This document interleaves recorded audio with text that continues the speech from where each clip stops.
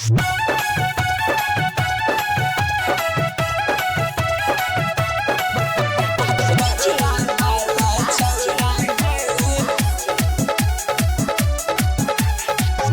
Recording studio मलोधा Saharsa. छौरी तो मुही चमकावे चल दे तो हथोड़ा गे गई चल तो हथोड़ा गे चल तो हथोड़ा गे नान छौरी तो मुही चमकावे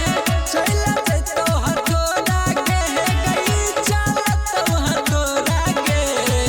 चुमले तो छौरी दादा रोजा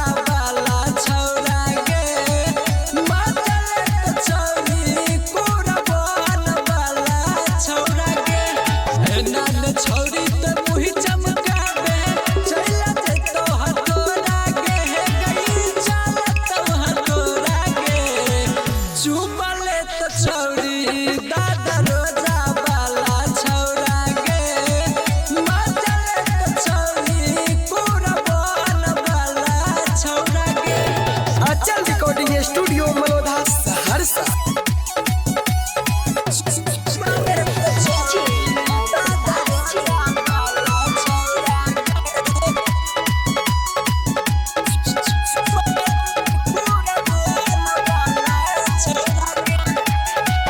जिला खगहरिया हमें चले छौके चारा चा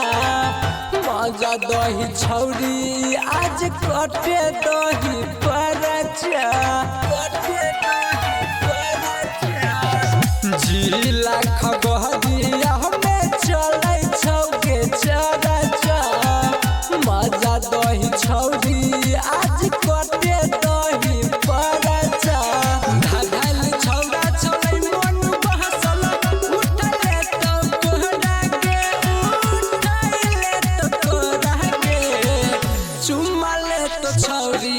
तोरा बघरा वाला छौरा गे चुमले तो छौरी पान दही वाला छौरा गे चुमले तो छौरी तोरा बघरा वाला छौरा गे बघरा वाला छौरा गे। अचल रिकॉर्डिंग स्टूडियो मलोधा सहरसा। सोल के उमहरिया में लगबै छी आग गे घुचु मुचु करतौ छौरा जैभी छौरी भाग गे